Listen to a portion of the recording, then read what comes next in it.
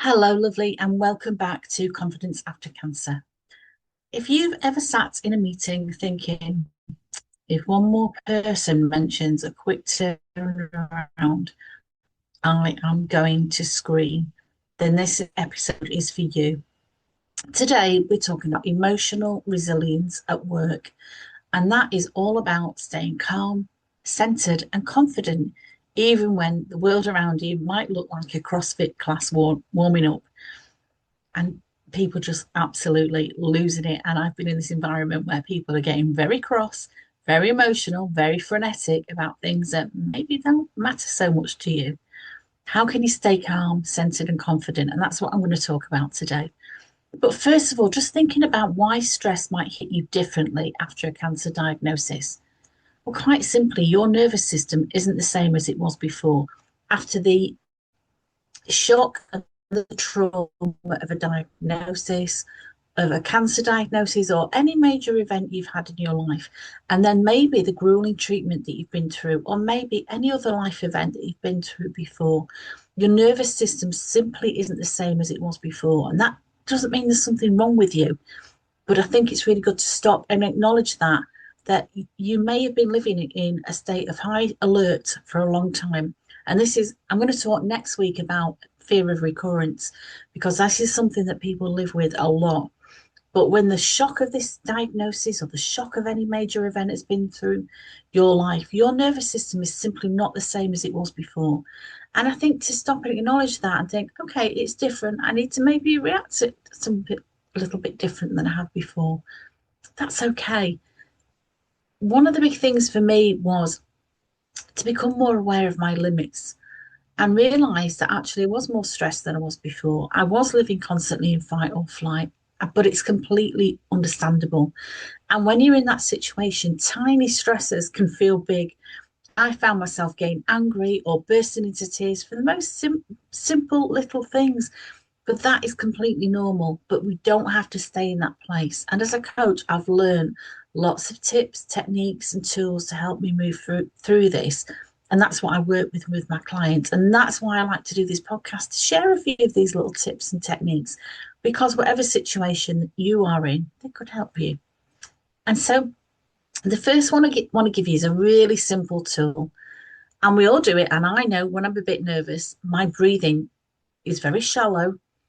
It's not good. So the first thing you can do is really just bring your shoulders down and give yourself the gift of the 4 second reset. It's very, very simple. Breathe in for the count of 4. So breathe in and count 1, 2, 3, 4. Then hold your breath and count 1, 2, 3, 4. And then breathe out slowly for a count of 6. 1, 2, 3, 4, 5, 6. Now, if you do that twice, just repeat that very simple thing. Breathing in for 4, holding for 4, then breathing out for the count of 6. This is your reset button. It calms you down. It calms your body. It calms that little, maybe chattery monkey mind, as I call it, that you've got. So do this little reset before you respond to somebody, before you reply to that email, before you respond to somebody that's pushing your buttons. Just do this little thing for a short space of time. Really calm yourself, ground yourself, come back to you, and that will allow you to think more clearly and not respond emotionally, whether that's in fear or in stress, whatever other emotion you might be feeling.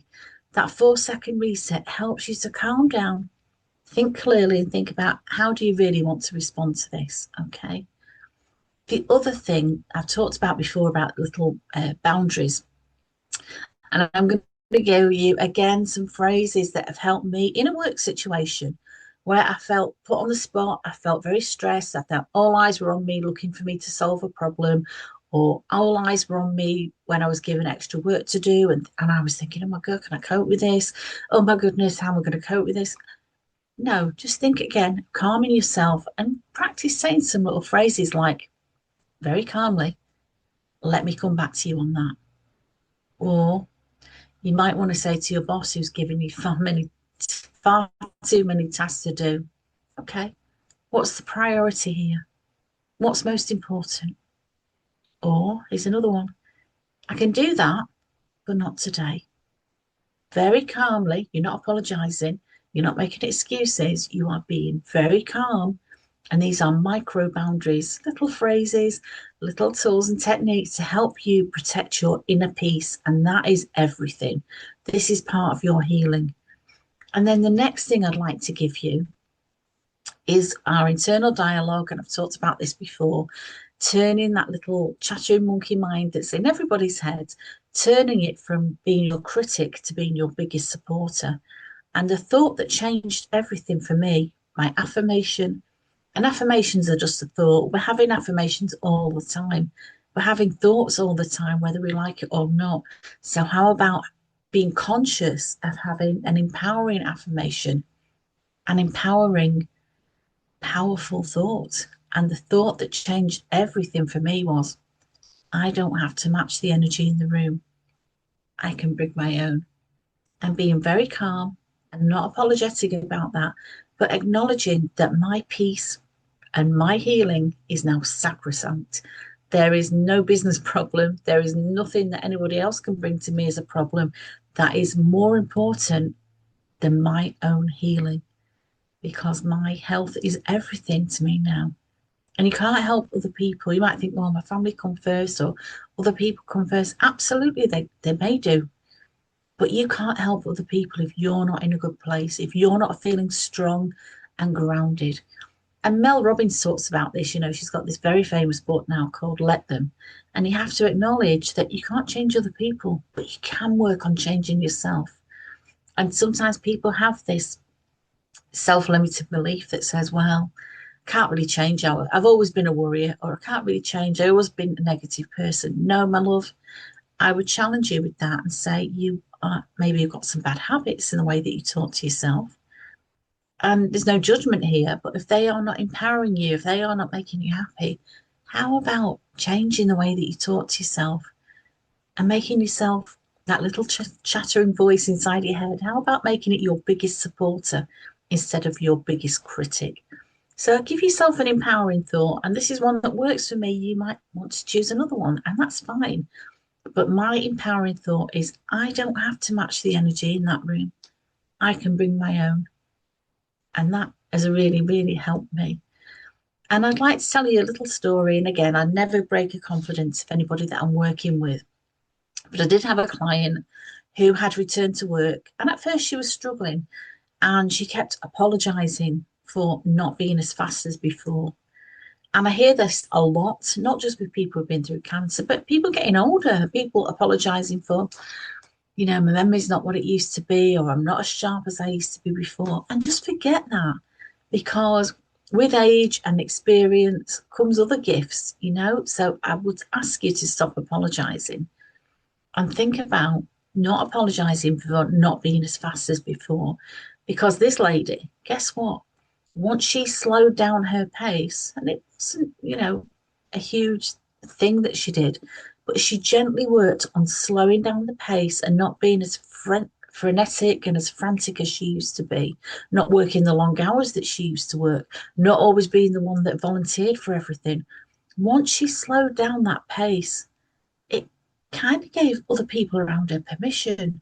The whole team followed this change, if you like, in energy, and she became their calm anchor. And instead of, as she feared, people being frustrated being around her, they were actually very, very grateful for the changes that she made. She became the calmness in a very disorganized, a very busy environment. So, again, nothing right and nothing wrong, just being more you.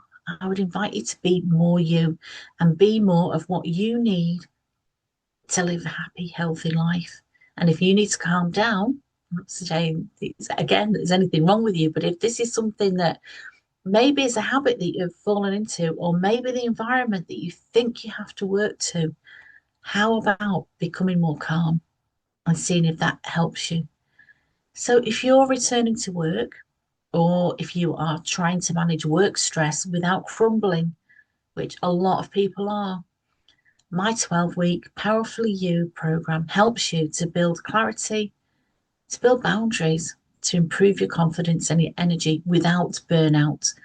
And if you'd like to explore what that might look like for you, you can just book a call with me, no obligation, using the link in the show notes somewhere around this podcast. We can jump on a call and just have a talk about where you're at now and what you'd like to be like. As we approach the end of this year, it's a really good time to take stock and think about what you want to improve for next year. I'm not a huge fan of New Year's resolution. I'm not a huge fan of thinking, new year, new me, I'm going to throw everything out. But just very calmly reflecting on the year that you've had.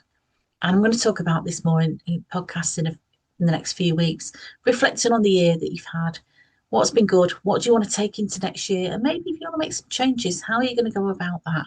And what support might you need with that? Because if you need support, I'm here for you. So I'd always say thank you so much for listening, my love. Take a deep breath. You are doing so much better than you think. It's a natural thing to always think about the things we do wrong. Give yourself a pat on the back. You are doing better than you think. And if you need any help with anything, please just ping me a message. I'd love to hear from you. Any ideas that you'd like me to talk about on a future podcast, anything that you'd like to talk one to one in confidence, of course, my love, you can share anything with me. And if I don't hear from you before that, I will see you next week. Thank you so much for listening. It means the world to me. Help me if you can by liking and subscribing this podcast wherever you're watching it or listening to it, because it helps me to reach more people. But I'm so grateful to reach out and connect with you. I'm here for you. Don't forget that you are not alone. Speak soon.